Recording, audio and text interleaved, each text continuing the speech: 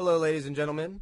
You are watching Conspiracy Sense. Today I want to talk about something that's been bothering me for a long time. The topic of today's show is Rand Paul. The reason why this is bothering me is because Rand Paul he's been getting a lot of respect in the truther movement, and I don't know if we should endorse this guy. And here's the reason why. Rand Paul and Ron Paul, I think they have a lot of good ideas that they're injecting into the mainstream. And I think a really effective way of doing that was kind of mastered by Ron Paul. I think every time that he ran for president, he knew he wasn't going to win.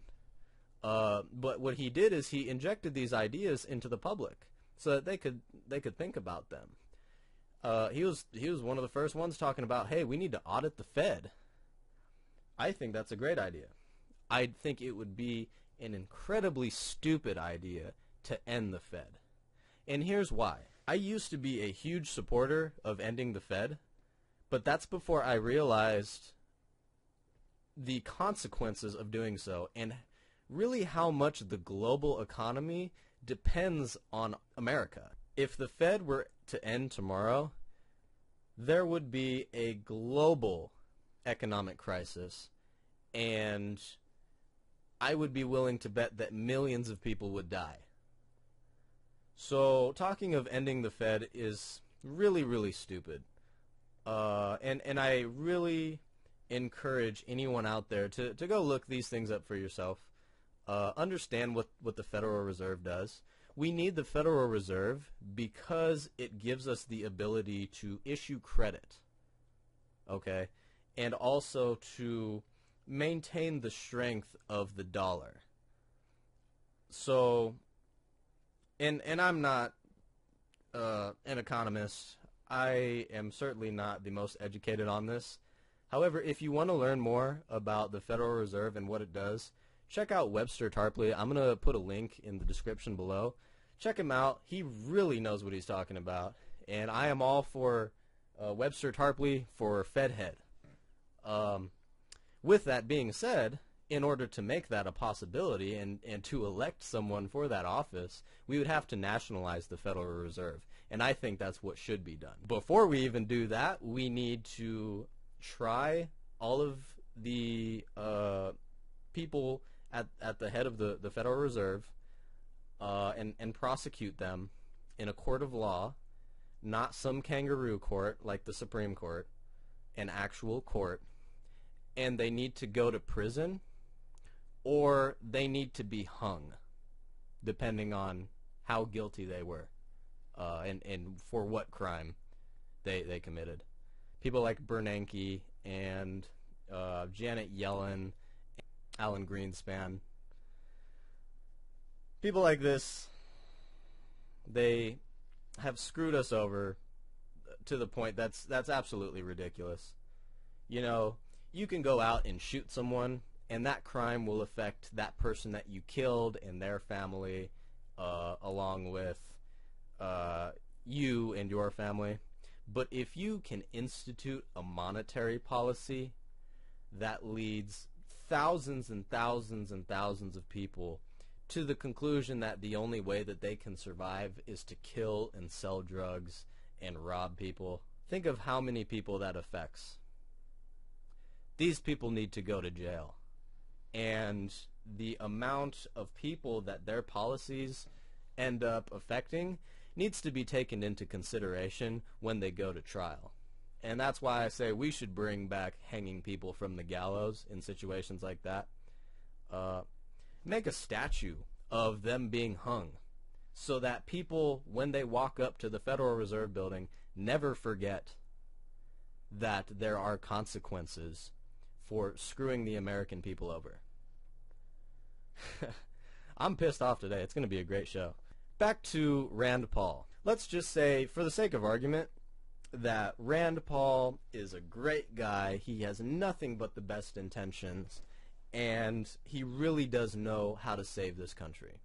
Do you really think that if he gets elected, He's not going to be briefed by the heads of all of the important three-letter agencies and select members of the Joint Chiefs of Staff and sat down and told, hey, there's a plan that is in progress right now and has existed since before you were born. You need to play ball. I know you think that you can be this great American hero and really help and speak for the people and really institute policies that are going to make America great again.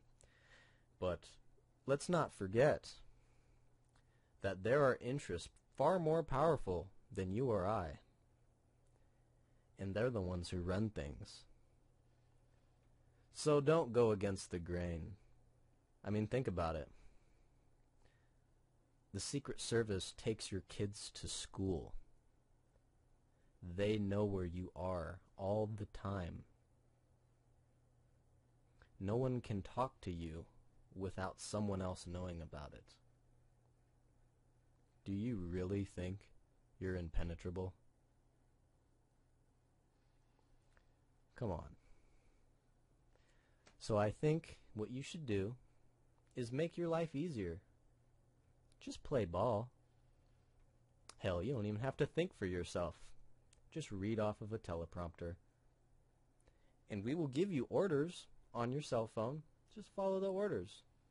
Your life is so simple, and afterwards, once your term or terms are over, you can retire to the private sector and make billions of dollars.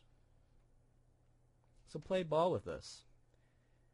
Because, I mean, think about it. You're on the winning team now. So go out there and do what we tell you to. Come on, guys.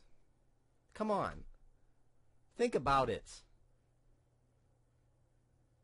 You can't be a president of any country in the 21st century and have your own agenda.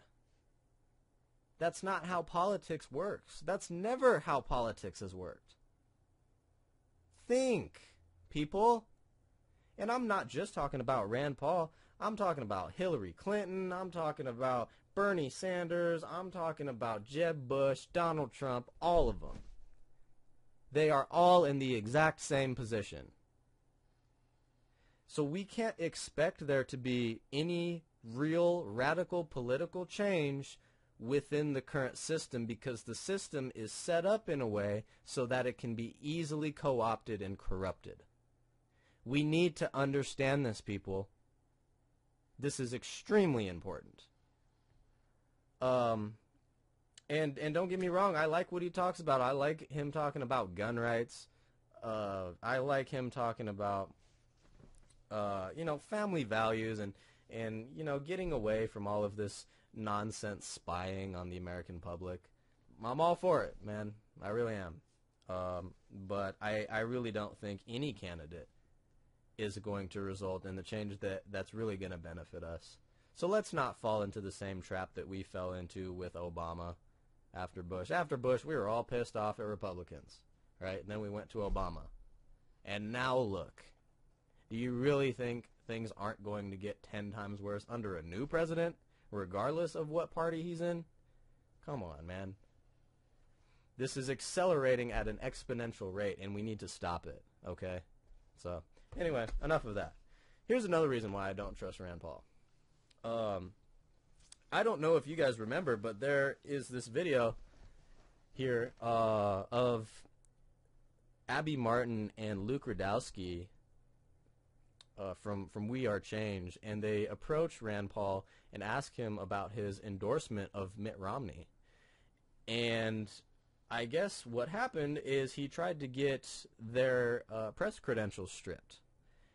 And they were interrogated by the police, and apparently it was a really creepy experience. Now, granted, I think that they kind of did a little bit of ambush journalism, but that's their right. That's the public's right. We should be able to do things like that, within reason, of course.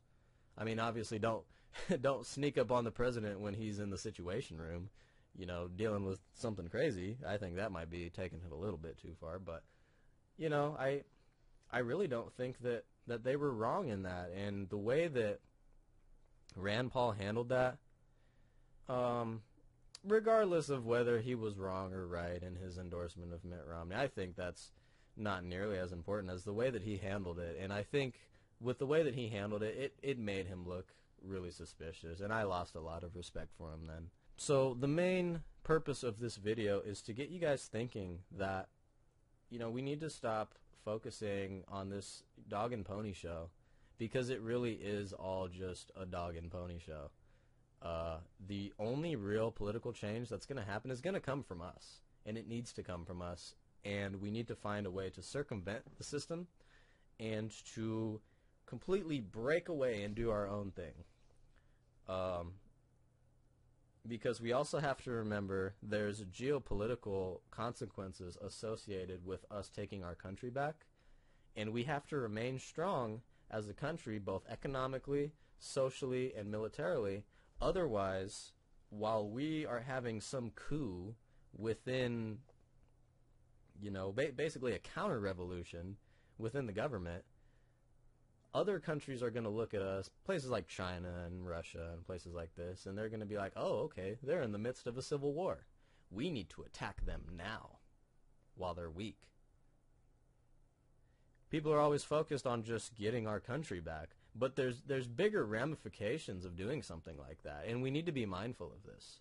I'm totally anti-war, but at the same time, we also need a military, because we need to understand that not everyone's going to play fair.